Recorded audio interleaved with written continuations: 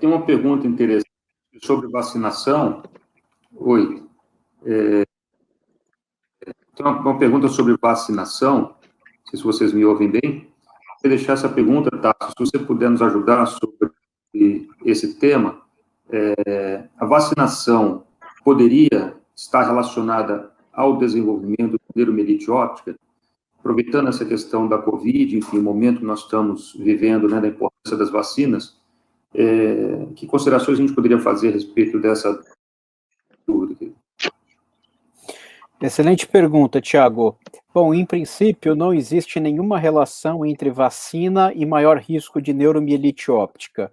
O que existe são pacientes que têm uma predisposição a determinadas doenças, podem ter essa doença deflagrada quando recebem uma vacina de vírus vivo atenuado, como é o caso, por exemplo, da vacina de febre amarela. Então, nessas situações, indivíduos que têm um diagnóstico de doenças autoimunes, um diagnóstico já sabido, a gente evita o uso desse tipo de vacina, que é a vacina de vírus vivo atenuado, pelo maior risco da pessoa entrar em atividade da sua doença.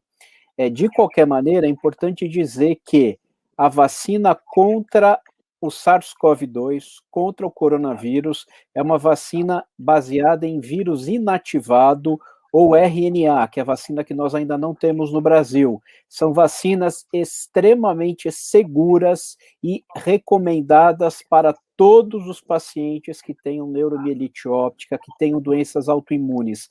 Não existe contraindicação para vacina contra o Covid. Então é importante saber isso.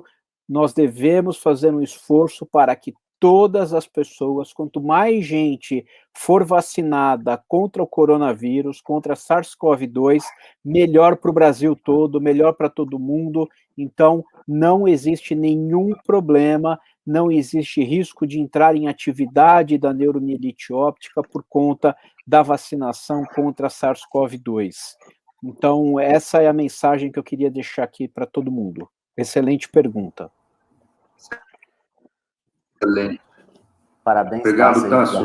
Excelente pelos esclarecimentos. Obrigado pela sua resposta. E pela conscientização das pessoas sobre a importância da vacinação, né? Eu vou fazer uma pergunta agora para o Dr. Marcos, né, que falou para nós aí sobre o diagnóstico de neuromielite óptica. E uma das perguntas aqui, Marcos, foi se quem tem aquaporina 4 negativo também é neuromielite óptica.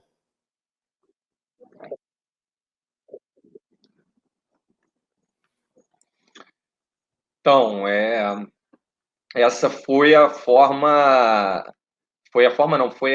ponto, acho que crucial, aquela aula de tentar chamar atenção a vocês, pacientes, que o anticorpo, ele não é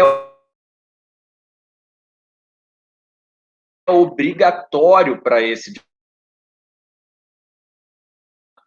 Então, assim, a gente utiliza ele de uma forma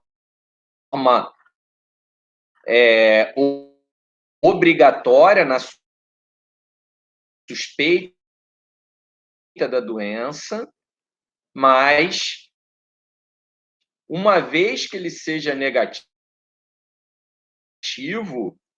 ele não impede da pessoa ter a doença, tá?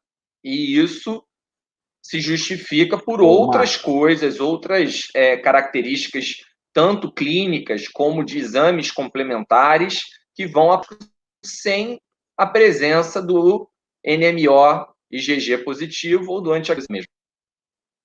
Ô Marcos, o seu áudio cortou. Se você quiser repetir a resposta, que nós tivemos dificuldade aqui em te ouvir, sabe? Então, eu acho que a gente ouviu pouco aí da sua resposta. Você tá... Tá. Agora Tá. Então, o que eu havia respondido é que, assim, esse é um ponto crucial para a aula que foi me dada, né? Que é para trazer para vocês que atualmente existe um critério diagnóstico que engloba a possibilidade de você definir neuromielite óptica a partir da presença do anticorpo na sua positividade, ou seja, com ele sendo presente, né, na pesquisa do sangue do paciente, mas também existem formas de você conseguir definir o diagnóstico com um anticorpo negativo. Então, não é uma obrigatoriedade o paciente ter o anticorpo positivo para ter a doença. E isso desafia muitos médicos, que nós precisamos, né, compreender melhor a doença, estar atento aos sintomas, estar atento aos exames complementares de neuroimagem e, obviamente, exclusão de vários diagnósticos diferenciais que poderiam gerar uma síndrome, né, um quadro clínico sugestivo ou parecido com neuromielite óptica. Muito obrigado, Marcos. Quer acrescentar alguma coisa, Thiago? Não, isso aí, está dito, né? A dificuldade do diagnóstico e o papel do anticorpo nesse momento tão importante, né? Obrigado, viu, Marcos? Fazer uma pergunta para a Juliana, né? Eu acho que a gente vai acabar limitando a uma pergunta mesmo por causa do tempo. E a gente teve várias perguntas para todos vocês, né? Dependendo, a gente vai tentar mandar para vocês aí, arrumar um jeito de responder a todos. Eu acho que as aulas foram todas muito brilhantes e muito bem expositivas. E a Juliana, que trouxe para nós um pouquinho de síndrome de área postrema, a gente teve muitas perguntas relacionadas a sinais e sintomas. E uma das perguntas aqui, Juliana, é se os sintomas são sempre os mesmos. Um paciente fala que já teve vários surtos de neurite e só depois de vários surtos de neurite que ele foi ter uma mielite. Então, os sintomas podem variar, vão ser sempre os mesmos? Como é que são os sinais e sintomas aí na neuromielite óptica? Essa é uma ótima pergunta. Obrigada pela pergunta. Os sintomas não necessariamente serão os mesmos.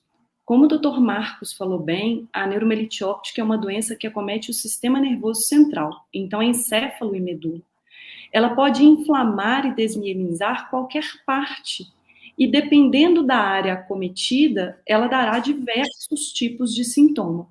Os mais comuns são neurite óptica e mielite. Então, aproximadamente 46% dos pacientes vai abrir com neurite e o restante com mielite, e é por isso que a gente associa tanto a esses dois sintomas. Mas não necessariamente o paciente terá que ter só neurite e mielite, ele pode ter síndrome de área postrema, que é o que eu expliquei, ele pode ter síndromes cerebrais, com lesões cerebrais, que, por exemplo, dá hemiparesia, ele pode ter lesões diencefálicas, que pode dar alteração de temperatura, hiperfagia, que é comer demais, hipersonolência, que é aquele paciente que começa a dormir ao longo do dia, mesmo estando estimulado. Então, a neuromielite óptica tem diversos tipos de sintoma. Mas esses sintomas, eles são mais incomuns. Então, por exemplo, a síndrome de área postrema, só 10% dos pacientes abrirá a doença com ela e 15% terá ao longo do curso da doença. Então, com isso, como os outros sintomas são muito mais raros, a gente tende a achar que tem que ser nervo óptico e medula espinhal. E, na verdade, não. Pode ser qualquer um desses outros sintomas e, por isso, a gente tem que estar atento. Sempre estar atento e pensar, pode ser neuromielite óptica? E, a partir de então, construir um raciocínio clínico. Excelente, né? Que bom, viu, Ju? Que bom essas palavras, né, Rodrigo? Tão bem colocado aí, com tanta didática. Gente, acho que é só agradecimento, viu, pelo tempo de vocês, por estarem aqui conosco e com a nossa audiência, e a gente espera tê-los novamente num evento futuro, tá? Fiquem bem aí, se protejam todos, né? Seguimos aí contra a Covid. Boa noite, viu? Obrigado. Agradecer a todos vocês, Juliana, Tasso, Marcos. Muito obrigado mais uma vez aí. Esperamos vocês nos próximos eventos, né? A cada 2 meses vai ter um evento agora. Um grande abraço. Um abraço, pessoal. Bom...